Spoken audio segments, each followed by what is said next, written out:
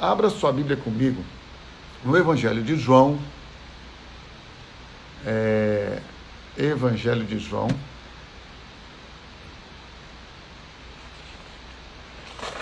Capítulo de número 8. Olha que legal. Evangelho de João, capítulo de número 8. Porque a gente tem falado sobre relacionamentos, não é verdade?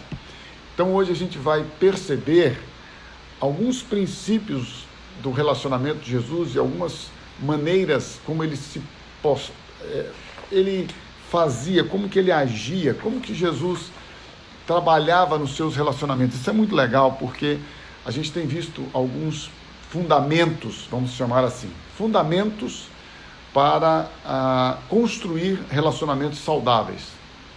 Então, acho que isso é muito importante, porque a gente pode crescer, não é verdade? A partir de nós mesmos.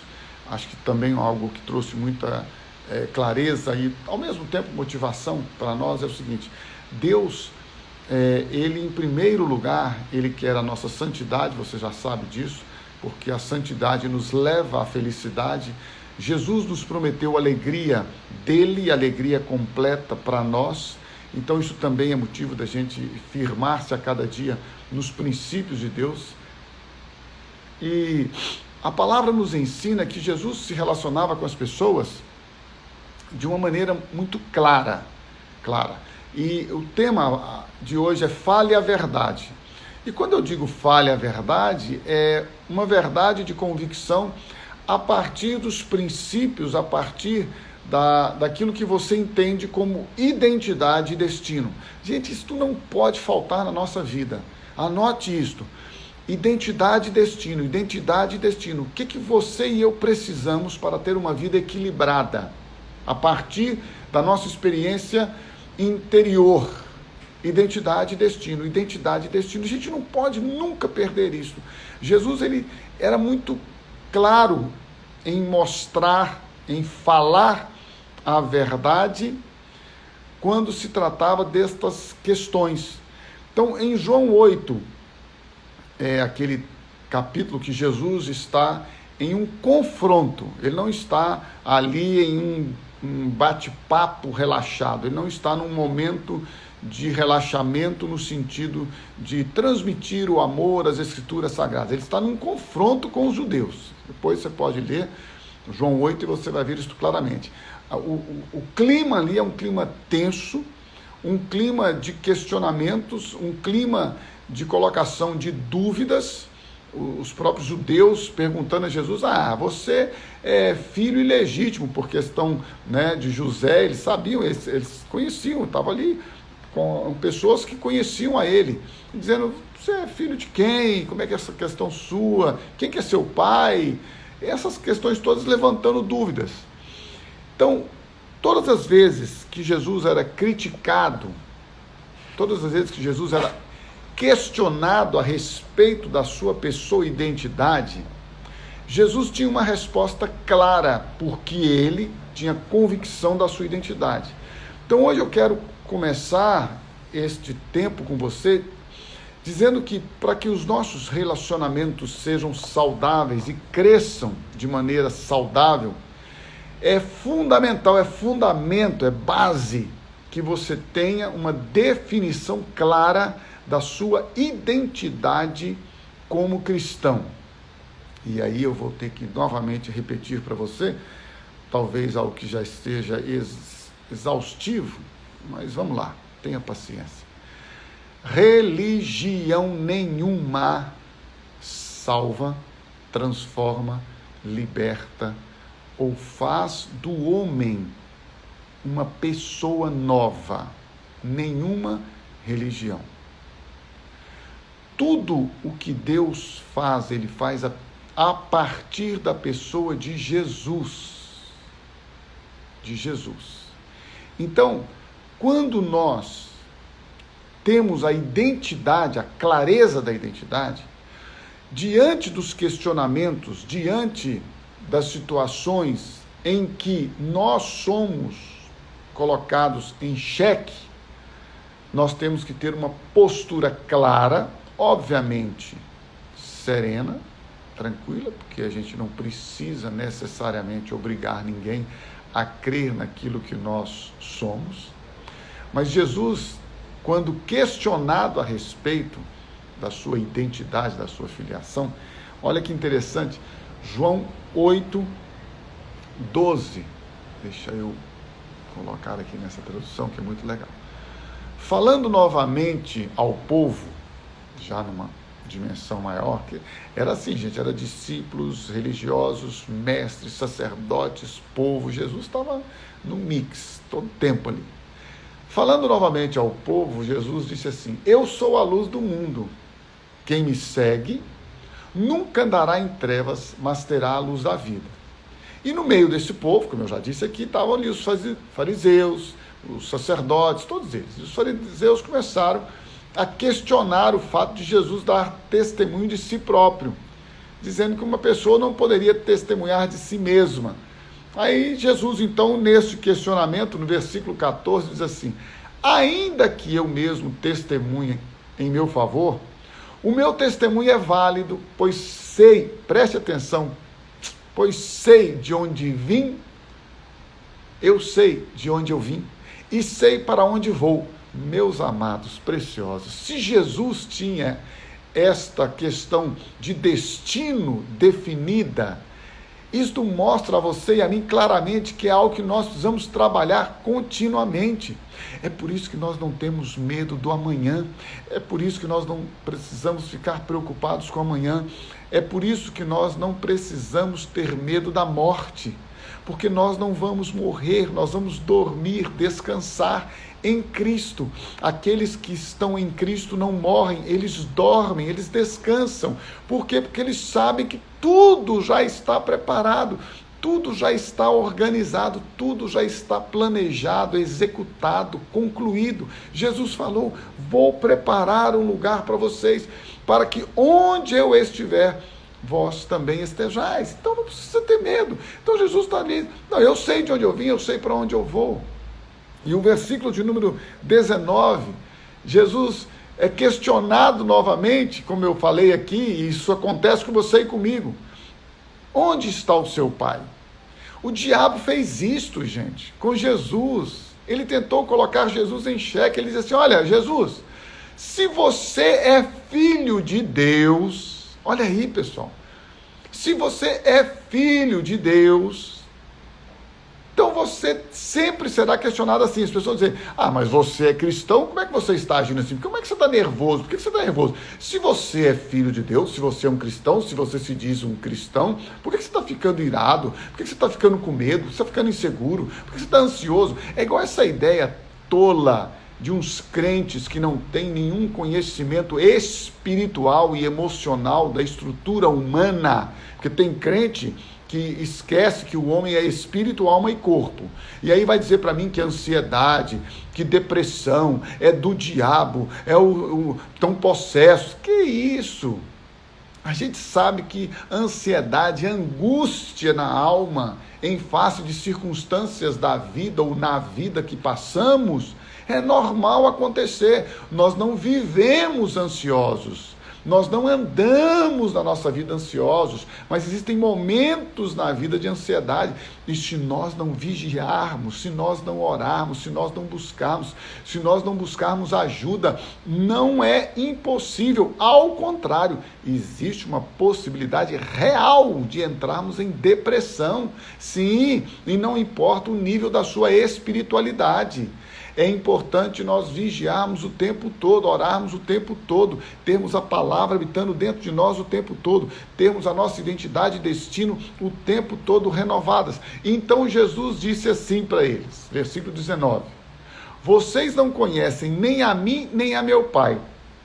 Se me conhecessem, também conheceriam a meu Pai. Ou seja, se as pessoas reconhecem ou não a nossa identidade, isto não muda o fato da verdade de que nós somos filhos de Deus, temos a identidade como filhos de Deus, fomos chamados por Ele para sermos filhos dEle, para sermos semelhantes a Jesus, e ninguém pode tirar isso de nós. Portanto, nos seus relacionamentos, fale a verdade quanto à sua identidade e o seu destino. Não importa se as pessoas questionem ou mesmo que elas rejeitem, não importa. O que importa é, você foi questionado, você foi indagado, fale a verdade a partir da sua identidade e do seu destino. Quando você puder, obviamente, dê prova da sua fé. Sim, isso é importante, não tem nenhum problema. A Bíblia diz que nós devemos dar, sim, satisfação, que nós devemos prover as pessoas de informações e de testemunho da nossa fé. Ora, Jesus, depois da sua morte, ele foi ressuscitado. E você sabe que as Escrituras Sagradas, gostaria que você abrisse comigo aí em João, capítulo de número 20, diz que tem uma pessoa que ficou famosa, né? Tomé. Então a turma brinca muito, né? Igual Tomé, só acredita vendo, porque é a partir desta experiência que Tomé teve, né? Ele foi colocado dessa forma, disseram para ele, olha Tomé, Jesus ressuscitou. E aí ele diz, ressuscitou? Ressuscitou. Ele disse, eu só acredito se eu puder colocar o meu dedo, veja aí João 20, desculpa aqui,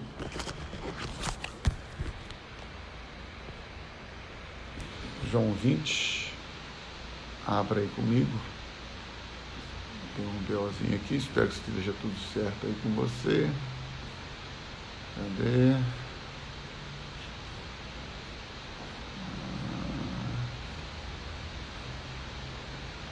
Aqui. Eu dizia, quando as pessoas questionarem, falarem alguma coisa, se você puder, né? João 20, a partir do versículo de número 19, olha só que interessante. Ao cair da tarde daquele primeiro dia da semana, falando da ressurreição de Cristo, estamos discípulos reunidos a portas trancadas por medo dos judeus. Jesus entrou, pôs-se no meio deles e disse, paz seja com vocês. Tendo dito isto, mostrou-lhes as mãos e o lado, aquele que tinha sido ofendido, ferido com a lança. Tendo dito isto, mostrou-lhes, os discípulos alegraram-se quando viram o Senhor. Novamente disse, paz seja com vocês, assim como o Pai me enviou, os envio. Com isso soprou sobre eles, receberam o Espírito Santo, e depois deu-lhes um mandamento, uma ordem como igreja, como corpo de Cristo, se perdoarem os pecados de alguém estarão perdoados, se não os perdoarem não estarão perdoados, mostrando a igreja, o corpo de Cristo, e você sabe disso depois que a palavra de Deus nos ensina como Jesus nos ensinou a tratar do pecado do irmão. Quando você vai a ele, pecou contra você, você vai pedir a ele perdão, você vai falar com ele se você tiver pecado contra ele, se ele tiver pecado contra você, você vai lá e vai dizer para ele, olha, você precisa pedir perdão. Se ele não aceitar, você leva uma testemunha. Se ele não aceitar, você leva mais gente, aí comunica a igreja, o poder da igreja. Por isso a gente tem que entender que não é ninguém aqui que perdoa pecado ou não perdoa pecado, é a igreja, é o corpo de Cristo, como Deus agindo na terra. Mas Tomé, chamado Dídimo, só quis fazer um parênteses aqui com você, um dos 12, não estava com os discípulos quando Jesus apareceu. Os outros discípulos lhe disseram, vimos o Senhor, mas ele disse, se eu não vir as marcas dos pregos das suas mãos, não colocar o meu dedo onde estavam os pregos e não puser a minha mão no seu lado, não crerei. Então veja, é aí que a palavra de Deus está dizendo que você precisa, na medida do possível, sim, se você pode, mostrar, provar aquilo que Deus diz a respeito da sua vida, da sua história, da sua fé. Não há mal nenhum nisto, viu gente? Você não precisa querer convencer as pessoas. Quem convence é o Espírito Santo. Mas você deve sim, à medida do possível, por amor, por causa do Evangelho, sim, dar razão, dar explicação da sua fé. Eu disse, primeiro, sua identidade e destino. Segundo, em um relacionamento saudável, nós precisamos ter a alegria, a paciência a perseverança, a disposição de sim explicar a nossa fé, com amor, com carinho, porque nem todas as pessoas conhecem a Bíblia. A gente se equivoca, porque nós às vezes somos criados nas Escrituras Sagradas, a gente cresceu ouvindo a palavra de Deus, e a gente acha que todo mundo conhece a Bíblia. Tem gente que até hoje não conhece a palavra de Deus. São bilhões de pessoas que ainda não conhecem as Escrituras Sagradas, só para você saber. Ainda existem no mundo não milhões, mas bilhões de pessoas que não conhecem a palavra de Deus, que nunca ouviram falar de Jesus. Então é por isso que nós investimos em evangelismo, em proclamação da palavra, em proclamação das Escrituras Sagradas. E você pode ser um instrumento, um canal de bênção para proclamar a palavra, para dar testemunho da palavra. Por isso, à medida do possível, com a verdade, tendo sua identidade e destino definidos e crendo no seu interior, dê testemunho da sua fé. Se você não pode dar testemunho, a outra forma que você pode agir, segundo Jesus, é não reagir. Olha, eu falei sobre isso aqui há umas lives atrás. Nós temos o direito de não decidir. Nós temos o direito de não tomarmos nenhuma decisão. Você já viu quando as pessoas te oprimem, te encurralam e querem que você dê uma resposta? Eu tenho direito, inclusive jurídico, legal, de não responder aquilo que eu entender que eu não devo responder. E é muito legal porque a Bíblia diz lá em Isaías 53:7 que ele foi oprimido e afligido, falando de Jesus. E, contudo, não abriu a sua boca. Como um cordeiro foi levado para o matadouro. E como uma ovelha que diante de seus tosqueadores fica calada, ele não abriu a sua boca. Então, deixa eu dar uma notícia para você. Dependendo da circunstância, olha só que legal, gente. Nós estamos falando de relacionamentos, tá? Então, a gente tem que falar de relacionamentos e nós temos que ter fundamentos, base e muita graça para agirmos com sabedoria. Às vezes, a sabedoria vai nos conduzir a darmos o testemunho, e na medida do possível, como eu disse, a prova da nossa fé. Às vezes, nós vamos ter que ficar calados. Às vezes, o silêncio, nós não temos o que responder, porque tem gente que chega numa situação, num ponto, em que você não tem o que responder, não adianta você querer responder. Porque as pessoas não estão ali para entender, elas estão ali para confrontar, para criar polêmica, conflitos. Eu, por exemplo, deixa eu dar uma dica para você aqui importante. Eu não discuto definitivamente, se você não sabe, fica sabendo, meu pai já falecido, mas foi político, não discuto política. Sou pastor, não discuto religião em hipótese alguma. Não me chame para discutir religião, qual religião que é boa, qual religião que é certa, qual religião que é errada. Não discuto religião. E terceiro, não discuto futebol. Não discuto nem futebol, nem nada que for relacionado com esporte. Política, religião, futebol. Não discuto isso. Não adianta me chamar. A minha mulher é atleticana, eu sou cruzeirense nominal. A filha mais velha é cruzeirense, a filha mais nova é atleticana, o genro mais velho é cruzeirense, o genro mais novo é atleticano. Eu vou discutir futebol em hipótese alguma. Então, veja bem, tem momentos que você vai ter que ficar calado. O silêncio é a melhor coisa. A Bíblia nos dá esse direito, o direito de não responder diante, entenda bem, de pessoas que querem criar polêmica ou trazer-nos acusação. Se Deus te der sabedoria, você pode e deve ficar calado. Se você for muito espremido, eu contei essa história várias vezes.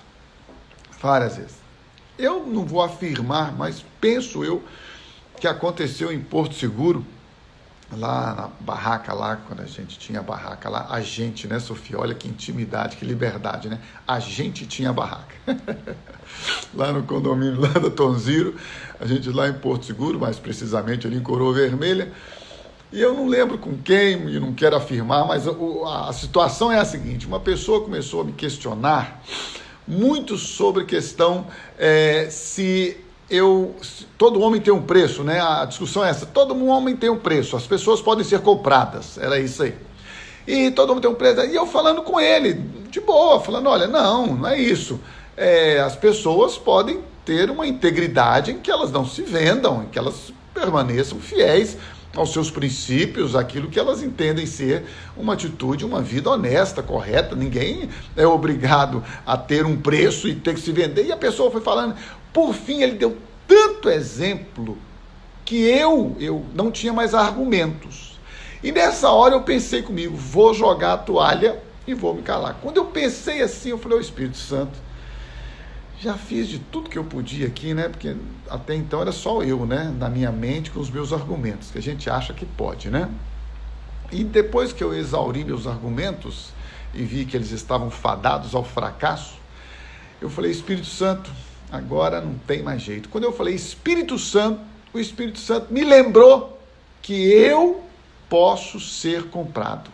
Aí eu disse para aquela pessoa, olha, você está certo, gente, mas abriu um sorriso. A alma dele, eu acho que foi lavada com um gozo, uma alegria profunda. E ele disse, não falei? Eu falei, falou. Você está certo. Eu acabo de pensar, depois de tudo isso que nós conversamos, todo homem tem um preço, e eu também tenho um preço que eu quero te falar agora. Aí ele ficou mais assim empolgado. Eu falei, o meu preço é o sangue de Jesus Cristo que foi derramado na cruz. O dia que você ou alguém puder comprar o sangue de Jesus Cristo que foi derramado na cruz, que me comprou para Deus, você vai poder me comprar. E como eu, existem várias pessoas, vários cristãos que foram comprados, lavados e remidos pelo sangue do Cordeiro, e este é o nosso preço. Portanto, quando questionarem você e perguntarem você quanto você vale, você vai dizer, o meu valor é o sangue do Cordeiro que foi derramado na cruz. O meu valor é a vida de Jesus Cristo, o Cordeiro Santo de Deus, que entregou-se naquela cruz e morreu no meu lugar para me livrar do pecado, para me livrar de mim mesmo, para me dar uma vida nova, uma identidade nova e um destino maravilhoso que é a glória de Deus e a eternidade com Ele. Esta é a nossa identidade, este é o nosso destino, este é o nosso valor. Você e eu temos sim, nós podemos sim dizer, nós valemos o sangue de Cristo que foi derramado na cruz. Nosso valor é a vida ressurreta de Jesus Cristo dentre os mortos. O nosso valor é o amor de Deus que foi provado.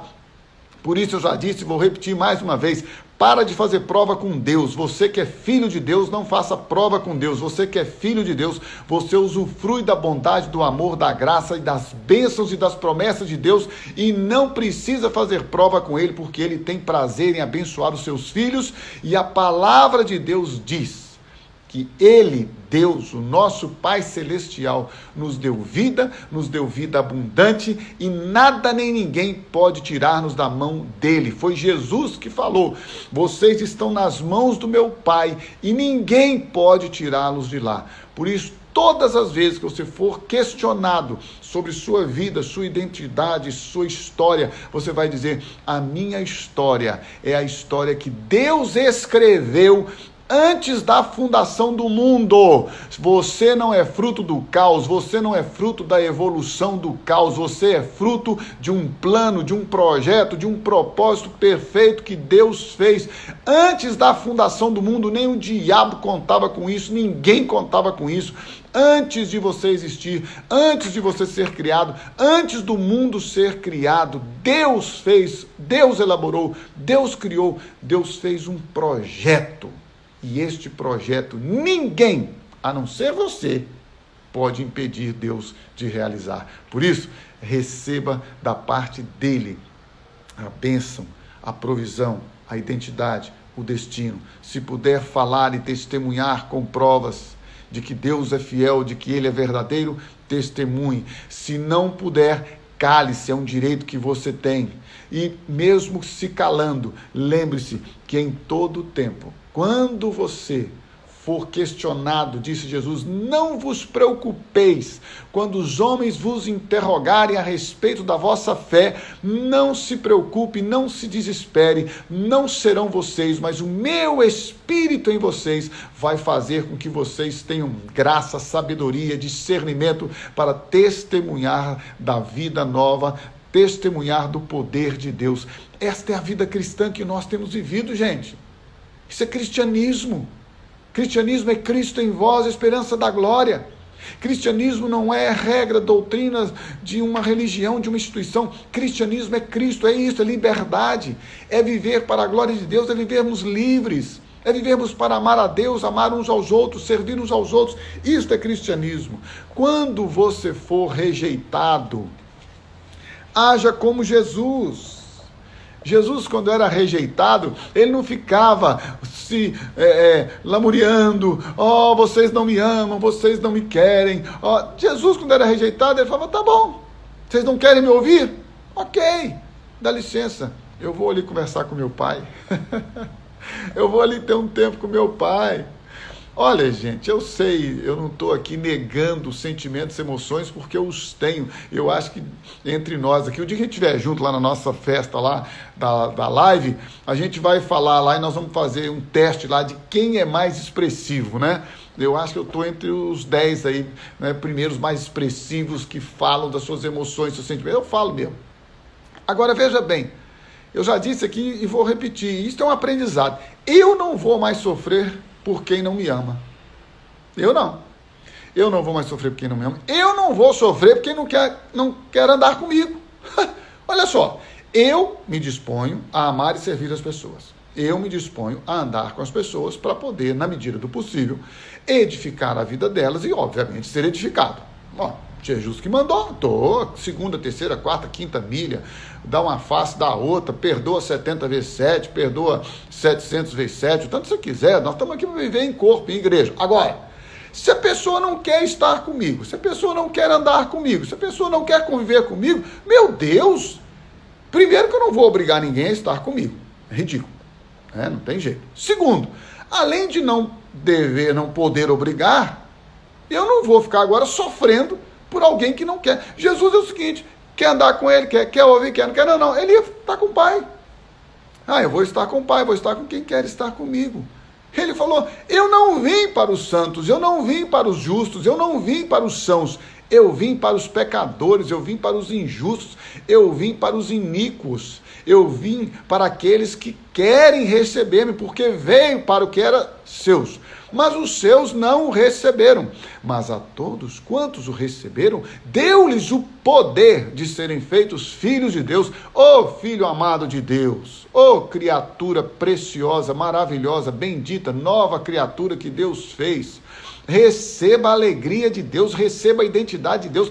Para de ficar se corroendo por dentro que as pessoas te rejeitam. Te rejeitaram, deixa eu dar uma notícia para você, Deus te aceitou. Te abandonaram, Deus te acolheu. Não vamos ficar com essa história mais, gente. Agora a gente vai ficar preso à rejeição do outro. Isso é laço de alma. Isso é vínculo que Deus não quer. Deus nos fez livres para a liberdade, Cristo nos chamou, sermos livres do nosso espírito, alma e corpo. Quer andar comigo, quer estar comigo, quer conviver comigo, quer construir, edificar comigo? Glória a Deus, vamos juntos, a igreja é dele, o poder é dele, a glória é dele, a graça é dele. Mas eu tenho que ter consciência de que eu não posso jamais mudar a rejeição das pessoas em relação à minha pessoa. Se elas não querem, desculpa, se possível for, tendes paz com todos os homens. Nem sempre as pessoas querem ter paz conosco. Eu quero ter paz com todas as pessoas, mas nem sempre elas querem ter paz conosco. E por fim, queria pedir a você que abrisse a palavra de Deus comigo em Romanos. Eu sei que você já conhece o texto, mas vou eu lá de novo. Capítulo de número 8. E eu já vou caminhando aqui para o nosso encerramento. Muito conhecido. Eu fico muito feliz de poder, nesta manhã, compartilhar com você. Romanos capítulo número 8, falando então nesta série sobre relacionamentos, reforçando o tema fale a verdade. Fale a verdade. Para isso, obviamente, você precisa o quê? Ter a verdade transbordando dentro do seu coração, a palavra de Deus habitando ricamente dentro de você. É um princípio, não tem jeito. E a partir daí, você descansar. Romanos 8:18, Paulo diz assim: considero que os nossos sofrimentos atuais não podem ser comparados com a glória que em nós será revelada. A natureza criada aguarda com grande expectativa que os filhos de Deus sejam revelados, falando da volta de Cristo. Pois ela, a natureza criada, este mundo que você vê, o caos e as catástrofes da natureza acontecendo, tudo isso é fruto do pecado, tá? E da intervenção pecaminosa, gananciosa do homem sobre a terra. Pois ela foi submetida à inutilidade, não pela sua própria escolha, mas por causa da vontade daquele que a sujeitou, na esperança de que a própria natureza criada será libertada da escravidão, da decadência em que se encontra, essa decadência que você e eu geramos, recebendo a gloriosa liberdade dos filhos de Deus. Então, os filhos de Deus ainda vão ter um tempo de manifestação para ajustar muitas coisas na terra. Aí entra a questão do milênio, pós-milênio, pré-milênio, mas fica tranquilo que o que tiver que acontecer, vai acontecer. O importante é o versículo 22. Sabemos que toda a natureza criada geme até agora como em dores de parto, e não só isso, mas nós mesmos, que temos os primeiros frutos do Espírito, gememos interiormente, esperando ansiosamente nossa adoção como filhos, a redenção do nosso corpo.